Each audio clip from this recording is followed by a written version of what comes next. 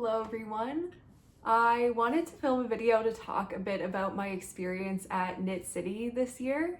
Knit City is a knitting expo that happens here in Canada, and every year it flip-flops. So one year it's in Toronto, the next year it's in Montreal, and this year it was here in Toronto. So I was really excited to go check it out, spend some money, see some vendors, and I thought it'd be fun to talk about the experience that I had and of course share a haul with you as well. So I thought we could dive in. I can talk about what I saw, what I bought, and how the whole Knit City experience went. So firstly, it was a little bit different than I was hoping that it would be. I had got food poisoning a few days before Knit City happened, and so I was so excited to go all weekend. I had a weekend pass. I was going to spend hours there, really enjoy it and soak it up, and that was not the reality of the situation. Thankfully, by the time the Sunday rolled around, the last day, I was able to be vertical for a couple hours, so I made my way over there and took a look around, but it definitely wasn't the weekend long extravaganza I was hoping that it would be.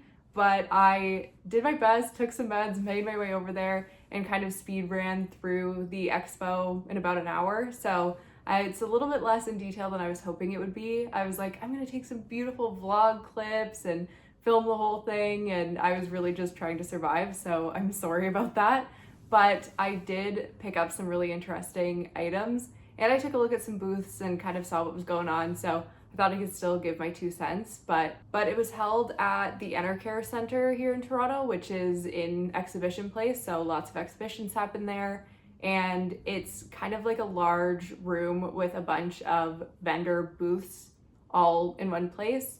So it was really easy to navigate, and there was a ton of vendors, but it wasn't an overwhelming amount of vendors. It was something that you could very doably kind of go through in an hour or two and take everything in without it being crazy and overwhelming. So I thought that the amount of vendors was great. And there were also some fiber adjacent vendors as well. There was one booth that had really fancy scissors, which I was like, bringing really fancy scissors to a knitting expo is such a good idea. I think everyone there is scissor nerds, so I was very excited to see that. Again, I wasn't feeling very well, so I was just kind of focusing on the fiber that I really wanted to get, but if I had had more time, I definitely would have been trying out all the different scissors at the scissor booth. It was so interesting. There was also booths selling buttons.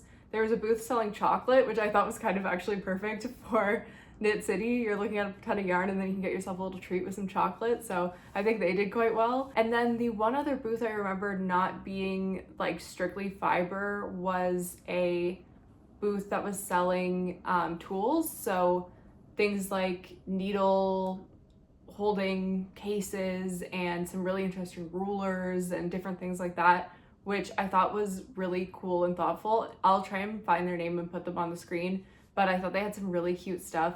And it was just in a sea of a lot of fiber. The booths that were selling something a little bit different really stood out to me, so those ones were interesting. And then the booths themselves, there was a whole range of different offerings. There was a lot of kind of what you'd expect, a lot of hand-dyed yarns that were really interesting and super unique. And there were also some booths that were carrying brands that like Noro and that kind of stuff alongside hand-dyed yarn. And there was yarn that was glowing under a black light, some hand-spun yarn, not as much as I thought there would be. There was also loom weaving supplies and also hand spinning supplies as well, so bats of yarn that you could use for that kind of stuff. I don't do any hand spinning. I would love to at some point, so those ones were kind of out for me, but there was tons of really interesting stuff. I was also, like I said, there on the last day and kind of towards the end of the last day, so I think I wasn't seeing the booths in their best light. I think a lot of stuff was picked over, which honestly, so happy for them and for that. I'm glad that people were buying and spending money and supporting these vendors. But when I kind of got there, you could tell that there was there was probably more yarn on that table yesterday and that kind of stuff. But again, I was just happy that vendors were having a successful time. I did hear and see on social media that the Saturday was really crazy. People were waiting in line to get in for like 45 minutes, and it was really like wall to wall with people. So I think it kind of depends on your preference. If you'd rather kind of go with the rush of people and get your hands on certain things, then I would go on the Saturday and just expect that it might be a little bit busier. Or if you want a more chill shopping experience, the Sunday when I went was very, like, there's plenty of room, lots of room to walk around, but maybe just slightly less stock than you would see on the first day. So just depends on personal preference. I think if I was going to go back and do it again and I was feeling well, I would definitely go on the Saturday and embrace the chaos and the craziness and take a look around. It only gets so crazy, you know? I feel like the people in the knitting community are not like shoving people out of the way, but still, I think it's just kind of the vibe that you prefer. And on the Sunday especially, I never felt like overwhelmed or like intimidated by the scale of the expo at all. So, and with that, maybe I'll talk about what I went in looking for. I didn't have like a super specific thing in mind. I wasn't looking for like a sweater's quantity of yarn or anything like that. I really just wanted to go and look for things that were unique, things that I felt like it would be hard to find otherwise, and some things that just like spoke to me in a whimsical way. I feel like this was less of a practical trip and more of a like, let's have fun, let's see some stuff, and let's buy some things that really call to me kind of trip, which was super fun. And I had a budget of about $200. I will say right now, I went just ever so slightly over that budget, but we kept it pretty contained, right around the $200 mark. And I also just wanted to mention that $100 of that came from money that I made here on YouTube. So that is all from you guys and all from you watching the videos. So I just want to say thank you so much for that. I obviously don't make a ton of money on YouTube at all, but having that extra $100 that I could support local vendors with and help support my craft and keep it kind of like this cyclical thing of like talking about the crafts that I'm passionate about, then gives me some money to do more crafts that I'm passionate about, is really special to me and does not go unnoticed by me at all. So I just wanted to say thank you so much for your support and watching these videos and funding the haul that you're about to see today, and also supporting local Canadian yarn vendors. So you should feel really good about that. But yeah, so I just bought some things that I felt really good and excited about, and I want to share those with you. So I'm going to start with the non-yarn items first. I got this beautiful set of stitch markers. I hope that this will focus here, but they are these beautiful kind of quilt block inspired stitch markers, and they were by a vendor called Soft Spoken. And this vendor had beautiful stitch markers, but I think what they're known for is their handmade buttons. They were like ceramic buttons that they hand paint, and they were beautiful. They were so gorgeous, really, really unique. I loved the color, the scale of them. They were quite chunky, which I really think is so beautiful. They just leaned a little bit more kind of cottage core than my personal aesthetic, but if that's your aesthetic, oh my God, they were so cute. They were amazing. And I thought the price for handmade buttons was quite fair as well. I will have their name come up on the screen, and I'm also going to link all of the vendors that I talk about in the description box as well for you, so that you can take a look, peruse, support them if you'd like to. But there were so many great vendors, so I just wanted to shout them out. But I loved those stitch markers. I thought that they were so cute, and I was in need of some smaller size knitting stitch markers anyway, so I was very happy to pick those up. Then at a booth called Hamster Yarns, I picked up these stitch markers as well. They're this beautiful stone, trio of stones, and it comes on a little keychain clip. And I thought that this would be perfect to add to my keys. And then I always have stitch markers when I need them. I find there's lots of times when I'm like at my crochet knitting group, or I'm on the train or commuting somewhere, and I forget to bring my stitch markers with me, or I have quite a kind of bulky case that I keep my stitch markers in. So it's nice to have them just on your keys, and I think they look so cute as a keychain anyway. So I was excited to get those and keep those on my keys and always have some stitch markers on me. And she was telling me that her daughter makes all of the stitch markers and chooses the color schemes and all of that kind of stuff. So I thought that that was really, really sweet. So I picked those up to put on my keys. Okay, and now on to the fiber, the fun stuff. The first skein that I picked up is this beautiful skein of like pastel rainbow mohair. and this is the color Sugar Rush, and I just loved the colors that were in this. This is so me. I love a pastel, I love a bright color, and I thought that this was so stunning and unique. This is from Sticks Yarn and Fiber. They are based in North Bay, Ontario. Their booth was incredible. It was huge. It was so stocked with stuff. The people that were working the booth were incredibly friendly and polite. And for like the end of a 2-day expo, they had so much energy and joy, and I really, really enjoyed shopping there. I'll definitely be checking out their website and seeing what else they have to offer, but I thought that this was just so beautiful and special, and this was the first fiber purchase I made that kicked off the whole haul, so it was really exciting. And I feel like kicking it off with something fun like this is perfect. I don't totally know what I'm gonna make with this yet. I'm thinking holding this double with a cream colored yarn might be really pretty for like a winter accessory, like a cowl or something I thought would be cute. But yeah, I just thought that this was so beautiful and right up that kind of alley I was looking for, of something that was unique and that I felt like you don't see every day. Then I went to Odd Cat Yarn, and they had the most beautiful hand spun yarns. They were so unique. I loved the color choices. So beautiful. And that was one thing that I really wanted on my Knit City wish list, was some hand spun yarn. And I just loved this skein. It has this like periwinkle, pink, yellow, green, beautiful colors, super unique.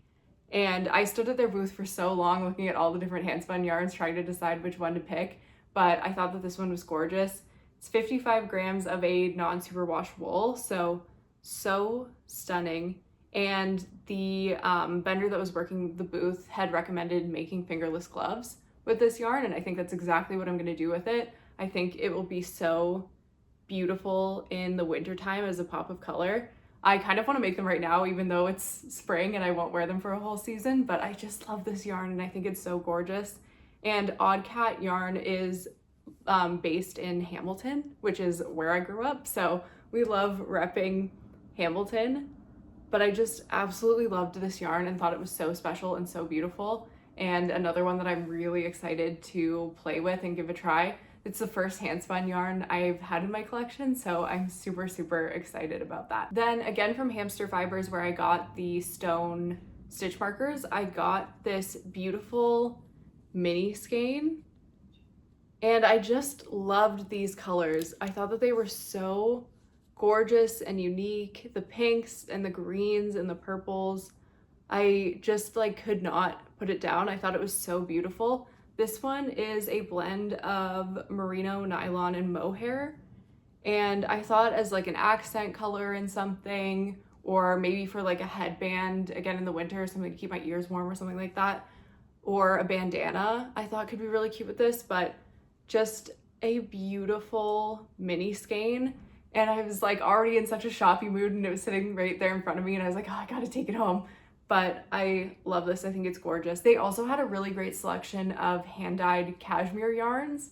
I was not trying to spend cashmere yarn money while I was there, but they were so beautiful and so soft. So if you're in the market for that at all, or if you're making like a special project, I would highly recommend checking them out. It was so interesting, so unique, and really beautiful. I thought they had such incredible colorways at their booth, so really happy with this one. And then the last thing that I picked up, and the most expensive thing that I picked up, is 3 skeins of this yarn by Lichen and Lace. I love Lichen and Lace. They're kind of local to me, and they always have the most unique colorways and really thoughtful yarns in general. I always feel really inspired when I look at their colorways and their yarns and the things that they offer. I'm always on their website looking at stuff. And so I was really excited to check out their booth at Knit City. And they had this beautiful yarn, and it's a really unique combination of fibers. This is a wool linen blend, so 70% wool, 30% linen. And you can see that the linen adds this kind of like organic texture to the wool that I just think is so interesting. And I'm really excited to make a summer top out of this yarn. I'm thinking maybe like a knit t-shirt or a really simple knit tank top, but I thought that this color too was so beautiful. Obviously I love chartreuse right now, we know, but I just thought that it was really interesting and dimensional. And you also get a lot of yarn in the skein. This 100-gram skein is 509 yards, so you get a lot of fiber. But I picked up, like I said, 3 of these for whatever I decide to make from it, but I just thought it was so unique. They were really excited about the blend as well when I was at the booth, so it made me excited about it too. And they had some really beautiful colors. Like I said, I was there at the end of the expo, so a lot of the colors were kind of picked over, but I would love to pick up, they had like an off-white colorway of this yarn, and I'd love to pick that up. I feel like I would use that in a whole bunch of different ways, but it was just so beautiful and unique, which was exactly what I was looking for. And I think each of those skeins was around $30, so a little bit pricier, but you get so much yarn in a skein, and it was such a unique blend, so I was happy to pay it, and I'm really excited to see what that will look like knit up into a summer top. But yeah, that was my experience at Knit City this year. I really enjoyed it. It was so inspirational. Even just looking at what people were wearing at the expo, I sat down and people watched for a little bit, and the colors and textures and techniques and designs, it was so, you could buy nothing and just sit in the expo and watch people, and you would get so much inspiration. It was really amazing. I really enjoyed it. I definitely will be going back in a couple years when it comes back to Toronto. I might even go to Montreal and check it out there. But I had such a good time. I really enjoyed it. If it is near your city at all, I would highly recommend that you go and check it out. And it just felt really good to support local Canadian artists and vendors as well. Always good to support your local community and makers. So really excited that I could do that, and also very excited about everything I purchased, obviously. If you have any ideas for the yarns that I purchased, I would love to hear them. And if you were at Knit City, I'd also love to know about how your experience was as well, especially if you went on the Saturday. Was it crazy? What were the vibes like? I'd love to know. But I think that is all. Thank you so much for watching. Please subscribe if you haven't already, and I will see you in the next video. Bye!